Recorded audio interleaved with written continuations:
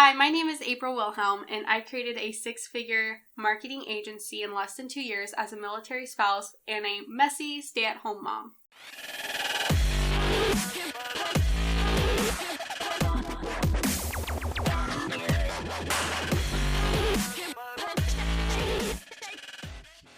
Alrighty, you guys, welcome back.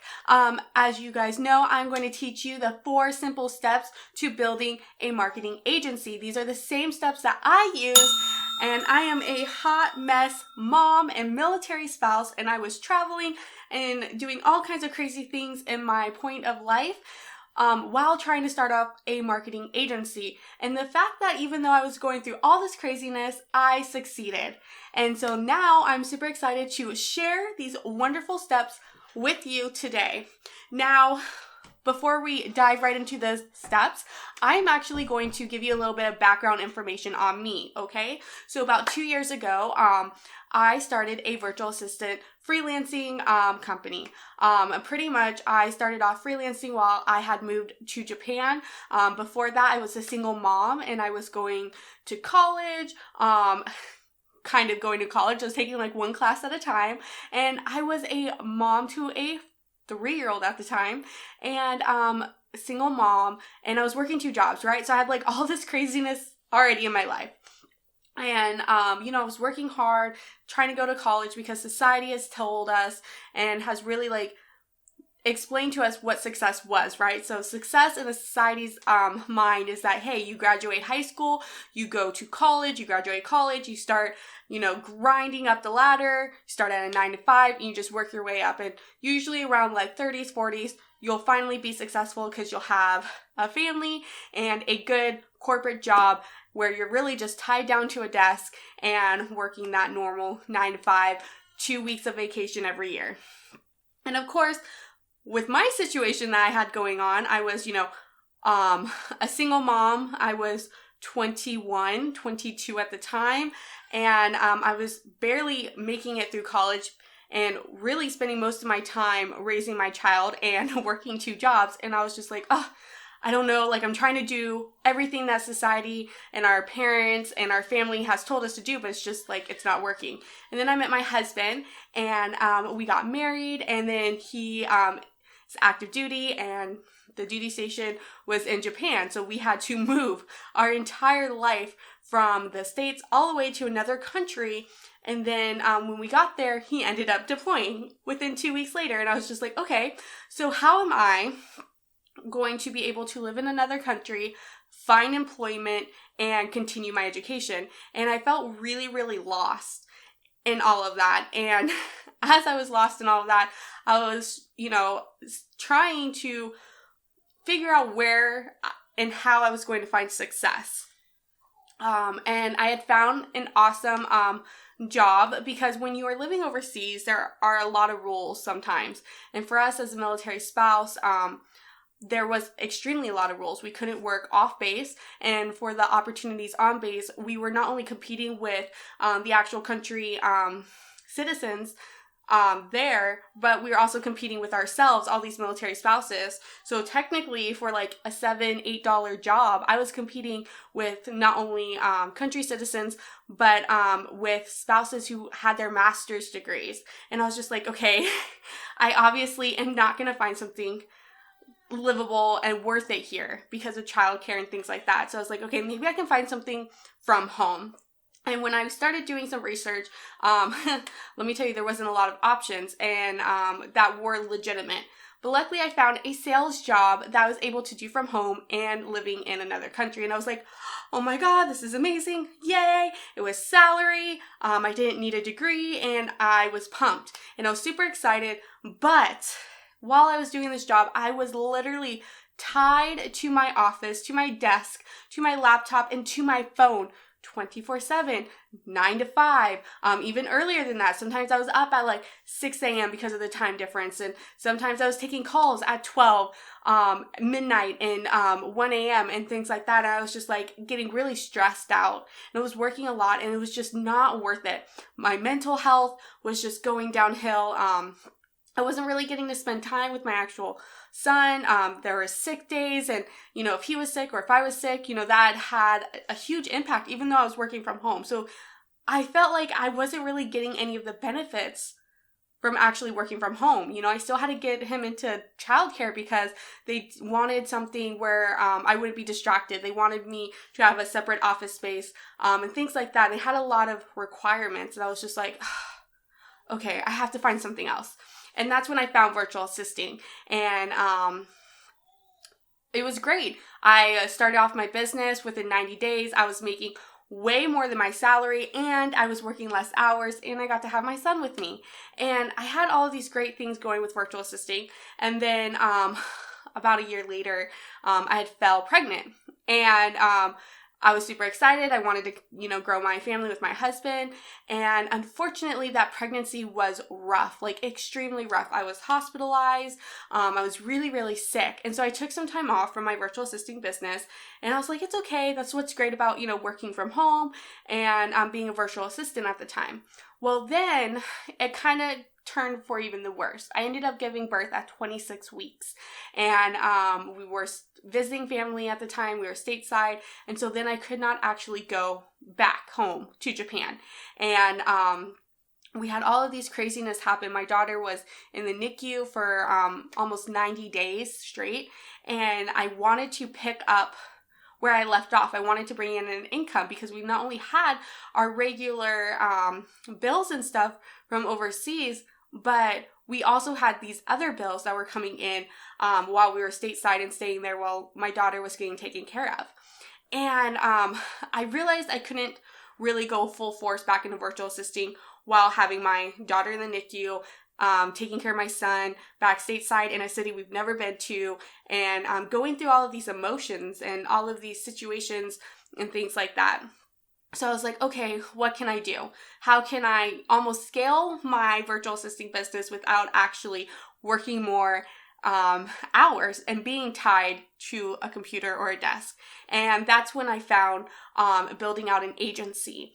And I ended up being able to not only build out an agency, but I connected with a good friend of mine, a past client, where I knew I could count on her and be like, hey, this is what my goal is. I'm going to build out this agency. I don't have a lot of time. I have like 2 or 3 hours out of the day with dealing with all of this other stuff. And this is my goal, and this is how we're going to do it.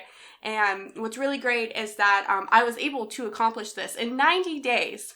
I built a marketing agency, and I was bringing in consistent income. The first month we were profitable. And what was so fantastic about it is I didn't do as much as the grunt work anymore. I didn't have to be tied to my phone or tied to my computer or tied to a space, right? Because we were in hotels. We were not in a house or like a regular apartment because of our situation, trying to be close to the hospital in a city we've never been in. And we had no clue how long we were going to be there. So I knew I needed it to be online and something that I can easily transfer and move with, right? Because we had no clue what was going to happen. We just knew we weren't going to ever be able to go back home because she was born so early and had some health issues. So as we were figuring out our life, as I was trying to figure out everything, still be a mom to my, at that time, 5-year-old, still be a really good wife and be a mom to my newborn daughter who was in the hospital, I also needed to be a good businesswoman. I needed to be a good CEO. And what I did is I used these 4 steps that really helped me build a strong foundational agency. And I was able to grow that agency and use my past experience as a virtual assistant to really build out to 6 figures. And I'm so excited to share this with you guys today and share these tips. And thank you for listening to my story. And I hope that you can understand from my story. And the reason why I wanted to give you that background information is because a lot of times you're going to think right now, oh, I have a day job, I can't do this. You can. Or you're going to think like, I have multiple kids, April. I have after school practice.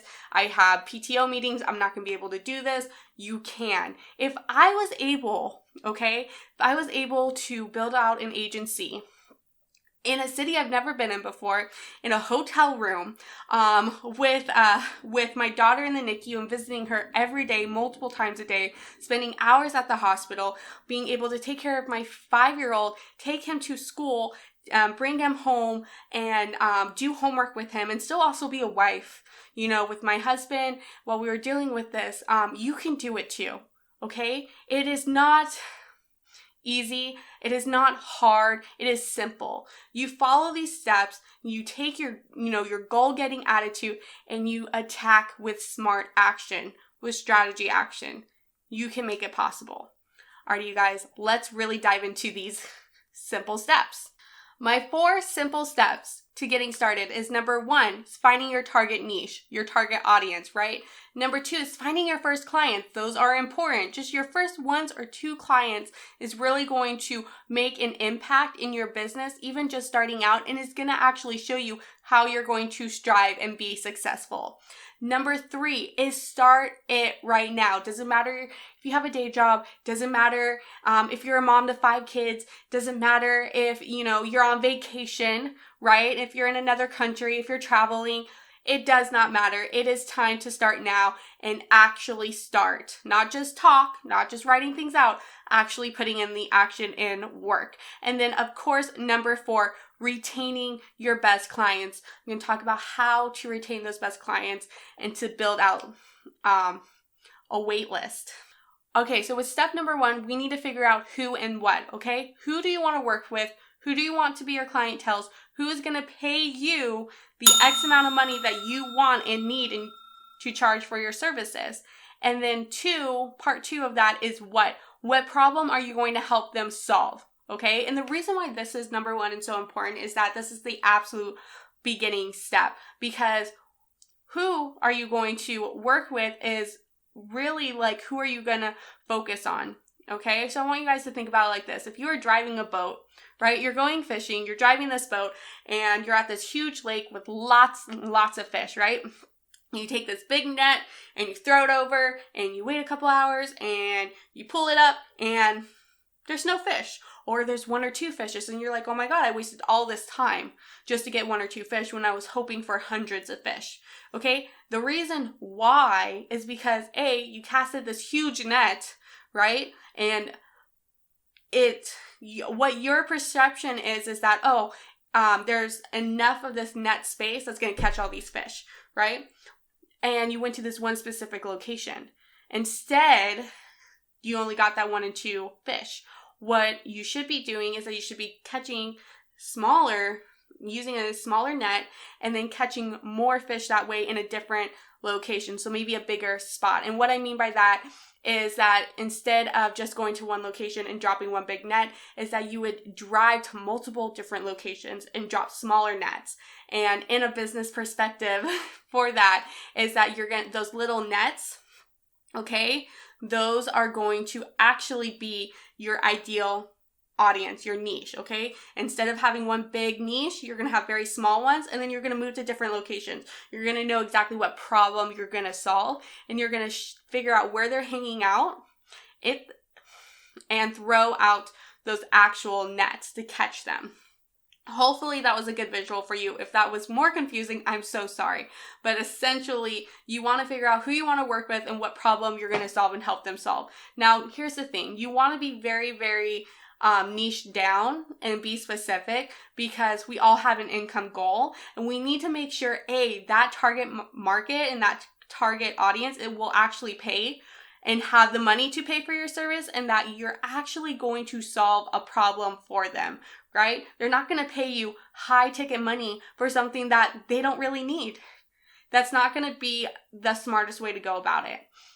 Okay, so the first step is just really narrowing down your niche, and then also figuring out what problem you're going to solve. And then going into step 2 is finding those 1 and 2 clients, those first few clients that are really going to give you credibility. And that's really the goal here, is to build up the credibility. And by doing that, you can easily offer highly discounted services, and you can, again, really figure out the audience and the niche that you want to work with. My best advice with going to this is finding out who has dominated that industry, Not for offering your services, but who is dominating in that industry that needs your services, okay? And I want you to figure out what problems they had in the beginning or have currently. And then what you're going to do is you're going to offer to solve those problems with your services for free or for discounted for only 1 or 2 people. And then what you're going to do is you're going to under promise but over deliver on them. And then in exchange for like a testimonial, a video testimonial. And what that is going to do is that's going to give you credibility, right? That's going to help you show up as an authority figure. And that's going to show like, hey, you know what you're doing here. Now, if you're like, April, I've never done this before. I don't know how I'm going to do this. Simple, guys. Go Google it.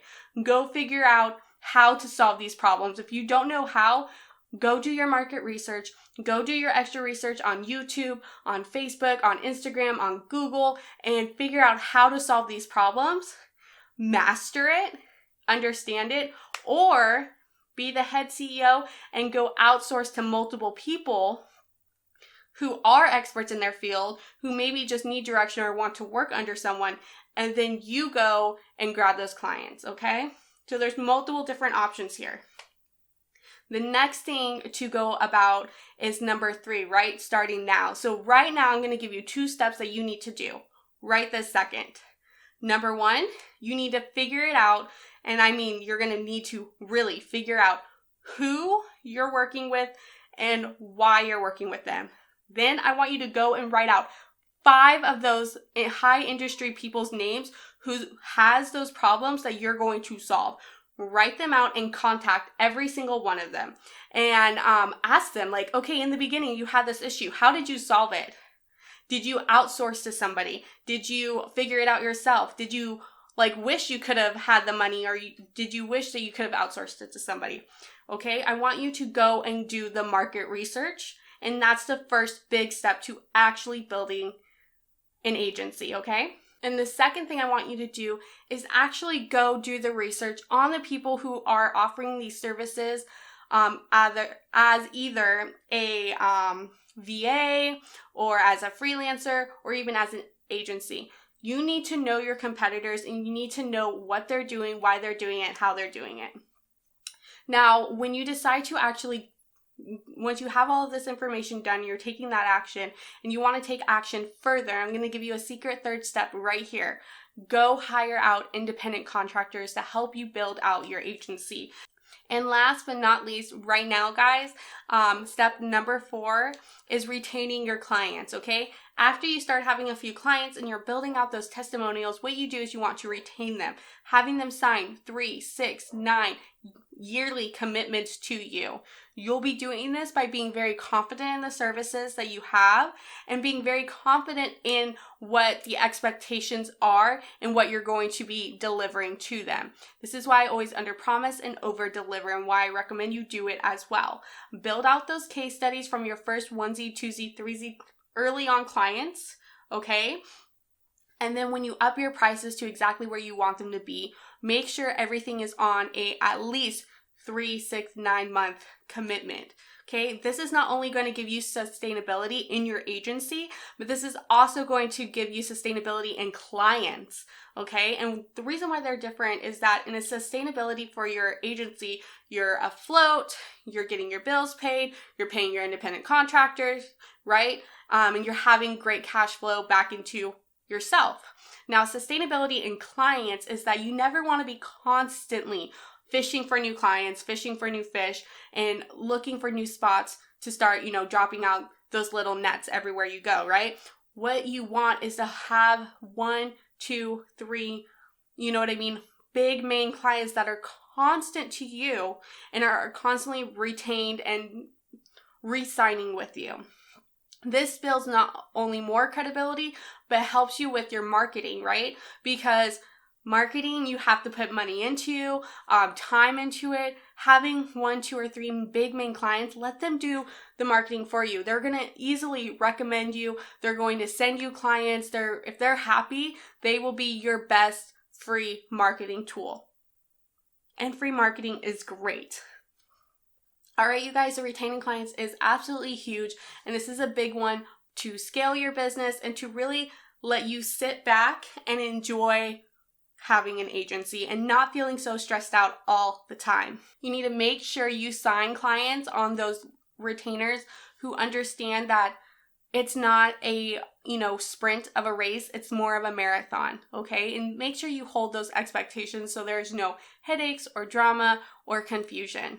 Don't forget to spend the most energy on your clients and their client experience. This is huge, and this is also going to help you retain them for longer. And that's it, guys. 4 simple steps to starting your agency.